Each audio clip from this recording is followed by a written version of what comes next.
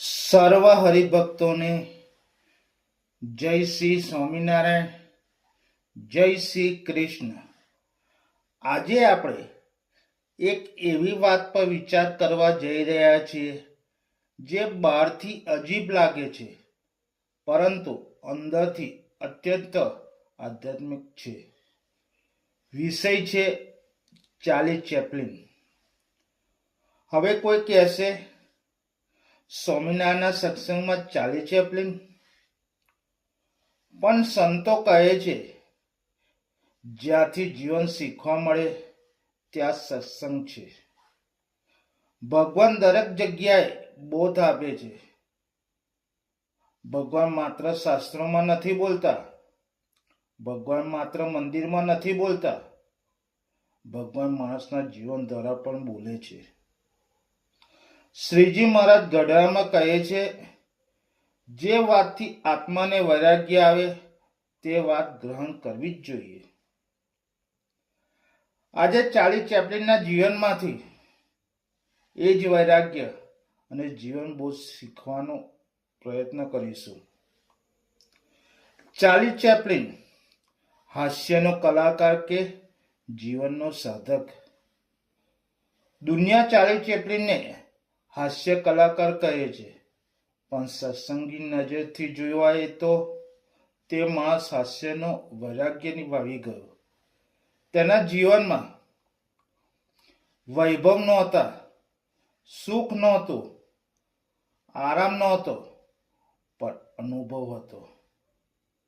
Charlie ચેપ્લિનનું બાળપણ અત્યંત દુઃખી હતું. નાનપણમાં જ પિતા નશામાં મૃત્યુ પામ્યા. માતા માનસિક રીતે અસ્વસ્થ હતા. બાળપણ તેમનું અનાથાલયમાં પસાર થયું.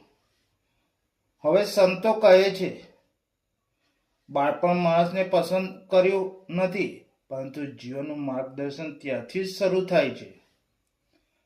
ઘણા લોકો કહે છે, મારું બાળપણ ખરાબ હતું એટલે હું આવો થઈ ગયો. પણ ચાર્લી ચેપ્લિન કહે છે, મારું બાળપણ ખરાબ હતું એટલે હું માનવતા શીખી ગયો. દુઃખને દોષ નહીં, પણ તે સાધક બનાવ્યો. સંતોની ભાષામાં કહીએ તો, કર્મ ભોગવે તે અજ્ઞાની, કર્મમાંથી શીખે તે જ જ્ઞાની. ચાર્લી ચેપ્લિને દુઃખ દોષ ન આપ્યો, દુઃખને સાધન બનાવ્યો. તેના હાસ્યમાં રડવાનો અવાજ હતો ને તેના રડવામાં જ ભગવાનની શોધ હતી. ટ્રેમ્પ પાત્ર એક સત્સંગી આત્મા. ચાર્લી ચેપ્લિનનું પ્રસિદ્ધ પાત્ર ટ્રેમ્પ. ફાટેલા કપડાં, નાના ટોપલા, મોટા બૂટ અને હાથમાં લાકડી. બહારથી જોતા લાગશે કે ગરીબ, પણ અંદરથી જુઓ તો આત્મસન્માનથી ભરેલો સંત. શ્રીજી મહારાજ કહે છે, સંત તે નથી કે જે કેશ ધારણ કરે, સંત તે છે જે અહંકાર છોડે. ટ્રેમ્પ પાત્ર પાસે કશું નથી, પણ તેની કોઈ ધ્યેય નથી. અપમાનમાં પણ શાંતિ. ફિલ્મોમાં ટ્રેમ્પને લોકો ધક્કો આપે, પોલીસ હાકે, સમાજ હસે, પણ ટ્રેમ્પ ક્યારેક કડવો નથી બનતો. સંતો કહે છે, અપમાનમાં પણ જે પ્રસન્ન રહે છે તે ભગવાનનો સગો કહેવાય છે.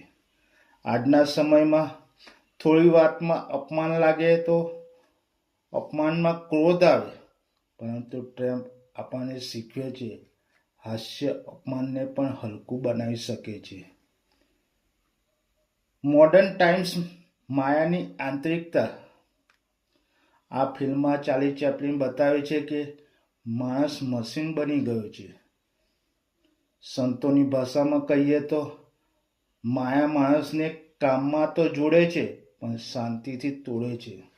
આજના યુગમાં સમય નથી, શાંતિ નથી, સંતોષ નથી, કારણ કે માણસે ભગવાનને છોડીને યંત્ર અપનાવ્યું છે. સુખ અને સુવિધા ભેદ. શ્રીજી મહારાજ કહે છે, સુખ આત્માનો વિષય છે, સુવિધા શરીરનો. ચાર્લી ચેપ્લિન પાસે સુવિધા નહોતી, પણ તેને હસવાનું બંધ ન કર્યું. આજે સુવિધા છે પણ હાસ્ય નથી. પ્રશ્ન એ નથી કે આપણું શું છે, પ્રશ્ન એ છે કે આપણે શું બની ગયા છે. ધ ગ્રેટ ડિસ્ટ્રેક્ટેડ ધર્મયુદ્ધનું ભાષણ.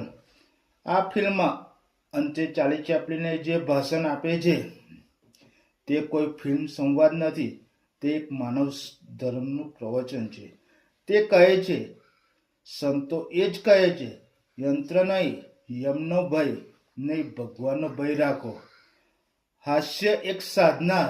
સંતો કહે છે ભજનનો આનંદ હોવો જોઈએ, ભાર નહીં.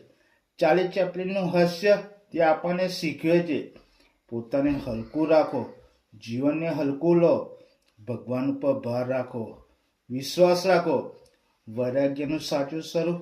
વૈરાગ્ય એટલે દુઃખી થવું નહીં, વૈરાગ્ય એટલે દુનિયાને હસતા હસતા છોડવાની તૈયારી. ટ્રમ્પ પાસેથી કશું જ નથી એટલે કશું છૂટવાનો દુઃખ જ નથી. શ્રીજી મહારાજ કહે છે, જે છોડે છે તે હારે છે, નહીં મુક્ત થાય છે. આજના સંદેશમાં કહેવાનું, ચાર્લી ચેપ્લિન આપણને શીખવે છે, દુઃખમાં ભગવાનને શોધો, અપમાનમાં પ્રસન્નતા રાખો, હાસ્યને સાધના બનાવો, માનવતાને ભક્તિ સમજો, સરળતા રીતે સંપત્તિ માનો. હરિભક્તો, આપણે ચાર્લી ચેપ્લિન બનવું નથી, પણ તેની દ્રષ્ટિ અપનાવવાની છે.